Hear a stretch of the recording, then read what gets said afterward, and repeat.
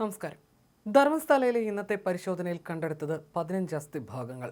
കണ്ടെത്തിയത് മനുഷ്യന്റെ അസ്ഥികൂട ഭാഗങ്ങൾ തന്നെയെന്നാണ് വിവരം.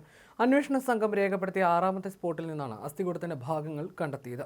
കണ്ടെത്തിയ അസ്ഥികളിൽ പല ഭാഗങ്ങളും പൊട്ടിയ നിലയിലാണ്. ഇതിൽ ഒന്ന് പുരുഷന്റേതാണെന്ന പ്രാഥമിക നിഗമനത്തിലാണ് ഫോറൻസിക് സംഘം. 2 അടി താഴ്ചയിൽ കുഴിച്ചപ്പോഴാണ് അസ്ഥികൾ കണ്ടെത്തിയത്. അതേസമയം ചൊവ്വാഴ്ച പോയിന്റ് നമ്പർ 1 നടത്തിയ തെരച്ചിലിൽ സംഘം ഒരു പാൻ കാർഡും ഒരു ATM കാർഡും കണ്ടെത്തിയിരുന്നു. ബംഗളൂരു നോർത്ത് ജില്ലയിലെ നെല്ലമംഗല താലൂക്കിലുള്ള പുരുഷന്റേതാണ് പാൻ കാർഡ് എന്ന അന്വേഷണ ഉദ്യോഗസ്ഥർ കണ്ടെത്തിയിട്ടുണ്ട്. 2025 മാർച്ചിൽ മഞ്ഞപ്പിത്തം ബാധിച്ച് ഈ വ്യക്തി മരിച്ചതായും നെല്ലമംഗലയിൽ സംസ്കരിച്ചതായും വൃത്തങ്ങൾ അറിയിച്ചു. മരണത്തിന് മാസങ്ങൾക്കോ ദിവസങ്ങൾക്കോ മുമ്പ് ധർമ്മസ്ഥല സന്ദർശനത്തിനിടെ കാർഡ് നഷ്ടപ്പെട്ടതായിരിക്കാമെന്നാണ് സംശയം. ATM കാർഡിനെ കുറിച്ചുള്ള വിശദാംശങ്ങൾ അറിയുന്നതിന് SIT ബാങ്കിനോട് വിവരങ്ങൾ തേടിയിട്ടുണ്ട്. അതേസമയം ധർമ്മസ്ഥലയിൽ കനത്ത മഴയാണ്. ഇതോടെ കുഴികളിൽ പലയിടങ്ങളിൽ വെള്ളം കയറിയിട്ടുണ്ട്. തുടർന്ന് കുഴിയെടുത്ത ഇടങ്ങളിൽ 4 വശത്തും പോലീസ് ടാർപോളിൻ ഷീറ്റുകൾ സ്ഥാപിച്ചിരിക്കുകയാണ്. തെളിവ് ശേഖരിച്ച സ്ഥലങ്ങൾ പൂർണ്ണമായും മൂടുകയും ചെയ്തു. 6ാമത്തെ കുഴിയിലെ പരിശോധന പൂർത്തിയായിട്ടുണ്ട്. വെളിപ്പെടുത്തൽ നടത്തിയ ശുചീകരണ തൊഴിലാളിക്കൊപ്പം മറ്റ് സാക്ഷികളുടെ കൂടി സാന്നിധ്യത്തിൽ മൗസർ നടപടികൾ പുരോഗമിക്കുകയാണ്. സ്ഥലത്തു നിന്ന് കിട്ടിയ അസ്ഥി കഷ്ണങ്ങൾ ഓരോന്നും അടയാളപ്പെടുത്തിയിട്ടുള്ള പ്രത്യേക പ്ലാസ്റ്റിക് ബോക്സുകളിലാണ് സൂക്ഷിക്കുന്നത്. ബയോസേഫ് ബാഗുകളിലാക്കി ഇത് ലേബൽ ചെയ്യും. ഓരോ നടപടികളും SIT സംഘം വിശദമായി ചിത്രീകരിക്കുന്നുണ്ട്. കഴിഞ്ഞ 2 ദിവസമായി 5 പോയിന്റുകളിലായി നടത്തിയ പരിശോധനകളിൽ മൃതദേഹ അവശിഷ്ടങ്ങളൊന്നും തന്നെ കണ്ടെത്തിയിരുന്നില്ല.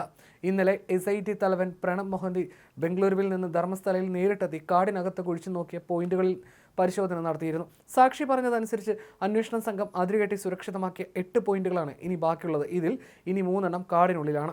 4 പോയിന്റുകൾ നേത്രാവതി നദിയോട് ചേർന്നുള്ള ദേശീയപാതയിലാണ്. മറ്റൊന്ന് നേത്രാവതി സ്നാനഘട്ടത്തിൽ നിന്ന് അജ്കുരയിലേക്ക് പോകുന്ന ചെറു റോഡിലാണ്. കന്യാടി എന്നയിടത്തെ സ്വകാര്യ ഭൂമിയിലും 2 പോയിന്റുകളുണ്ട് എന്ന് ശുചീകരണ തൊഴിലാളി പറഞ്ഞെങ്കിലും അവിടെ പരിശോധിക്കാൻ SITക്ക് പ്രത്യേക അനുമതി വേണ്ടിവരും. ധർമ്മസ്ഥല മഞ്ജുനാഥ ക്ഷേത്രത്തിലെ സൂപ്പർവൈസർമാരും ജീവനക്കാരുമാണ് ആരോപണ വിധേയർ. എതിർക്കുന്നവരെ ഇല്ലാതാക്കാൻ ഒരു മടിയുമില്ലാത്തവരാണ് അവരെന്നും തനിക്കും കുടുംബത്തിനും പോലീസ് സംരക്ഷണം ഏർപ്പെടുത്തിയാൽ പേരുകൾ വെളിപ്പെടുത്താൻ തയ്യാറാണെന്നും ശുചീകരണ തൊഴിലാളി നേരത്തെ വെളിപ്പെടുത്തിയിരുന്നു. ശുചീകരണ തൊഴിലാളിയുടെ മൊഴി പുറത്തു വന്നതിന് പിന്നാലെ നിരവധി പേർ ധർമ്മസ്ഥലയ്ക്കെതിരെ ഗുരുതര ആരോപണവുമായി രംഗത്തെത്തിയിരുന്നു. എന്നാൽ ആരോപണങ്ങൾ വന്നിട്ടും കർണാടക സർക്കാർ കാര്യക്ഷമമായി ഇടപെടാത്തതും വലിയ ചർച്ചയായിരുന്നു. നേരത്തെ 2021 ധർമ്മസ്ഥല വലിയ പ്രക്ഷോഭത്തിന് വേദിയായിരുന്നു. അന്ന് സഞ്ജറാണി എന്ന പെൺകുട്ടിയുടെ തിരോധാനമായിരുന്നു വലിയ പ്രശ്നമായത്. അന്ന് ഇത് ലവ് ജിഹാദ് ആണെന്ന് ആരോപണം വന്നിരുന്നു. പക്ഷേ പിന്നീടുള്ള അന്വേഷണത്തിൽ സഞ്ജന ആരുമായും പ്രേമത്തിലായിരുന്നില്ല എന്ന് കണ്ടെത്തി. കുട്ടിയെ ഇപ്പോഴും കിട്ടിയിട്ടില്ല. ഇതിൽ ആരോപണ വിധേയനായത് ക്ഷേത്ര ട്രസ്റ്റിയായ വീരേന്ദ്ര ഹെഗ്ഡെ ആയിരുന്നു. ഇതേ ഹെഗ്ഡെ BJP രാജ്യസഭാ അംഗമാക്കിയതും പ്രതിഷേധത്തിനിടയാക്കിയിരുന്നു. പക്ഷേ BJP ഇപ്പോൾ പറയുന്നത് ജൈനരിൽ നിന്ന് ക്ഷേത്രഭരണം ഹിന്ദുക്കൾക്ക് വിട്ടുകൊടുക്കണമെന്നാണ്. അവിടെ വലിയ ധൂർത്തും അഴിമതിയാണെന്നും സർക്കാർ നടത്തുന്ന സേവനങ്ങൾ പോലും ക്ഷേത്രത്തിൻ്റെതാണെന്ന് പറഞ്ഞ് അവതരിപ്പിക്കുകയാണെന്നുമാണ് BJP പറഞ്ഞിരുന്നത്. സഞ്ജന വിവാദത്തിന്റെ ഭാഗമായി നടന്ന നിയമസഭാ ചോദ്യത്തിൽ കർണാടകയിൽ കാണാതായ സ്ത്രീകളുടെ കണക്ക് അന്ന് പുറത്തു വന്നിരുന്നു. അത് 20,000-ഓളമായിരുന്നു. ഇതിൽ വെറും 260 പേരെയാണ് പോലീസിന് കണ്ടെത്താൻ കഴിഞ്ഞത്. ഈ പെൺകുട്ടികൾ എവിടേക്ക് പോകുന്നു എന്നത് വലിയ ചോദ്യമാണ്. ഇന്ത്യയിലെ ഏറ്റവും കൂടുതൽ ക്രൈം റേറ്റ് ഉള്ള സംസ്ഥാനങ്ങളിലൊന്നായി കർണാടക മാറുകയാണെന്നാണ് സമീപകാല സംഭവങ്ങൾ തെളിയിക്കുന്നത്.